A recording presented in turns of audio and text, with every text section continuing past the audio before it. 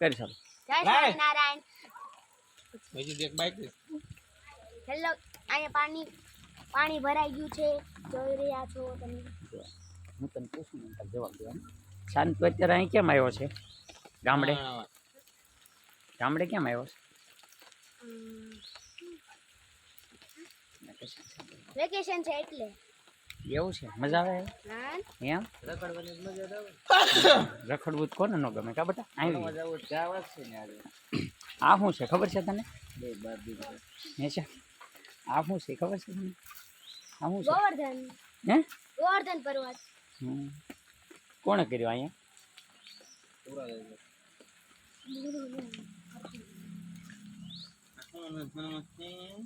આપણા ગામમાં સપ્તાહ બેઠી હતી ને ત્યારે પુરાણી બાપુ એની સ્થાપના કરેલી છે. બે જા બાજુમાં એનું દર્શન કરતા. હા ઉપર બેજો. વાહ બસ લ્યો સરસ.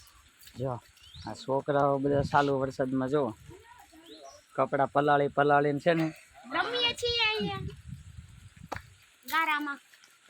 ગામડાની મોજ લે છે.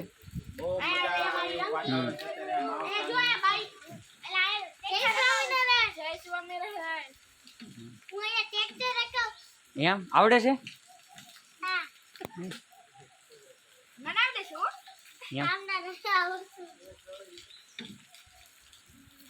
ડંકી ઉપર ચડી ગયો છું. ડંકી ઉપર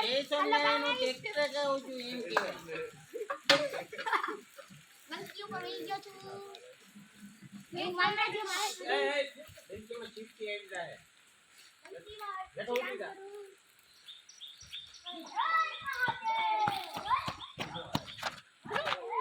આવું છે જંગલ. જંગલ છે? નાનું જંગલ. ચોમાસામાં એ બધી વનસ્પતિ ઉગી છે. જો બધા છોડવા છે. ક્યાંના છે ખબર છે?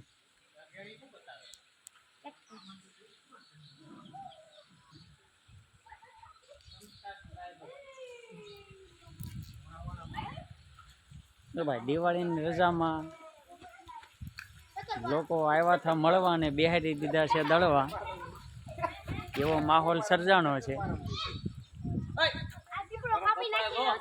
ક્યાંય બહાર જવાનું મન ન થાય એવો ચાલુ વરસાદ છે. બધા એન્જોય કરે છે ગામમાં ને ગામમાં.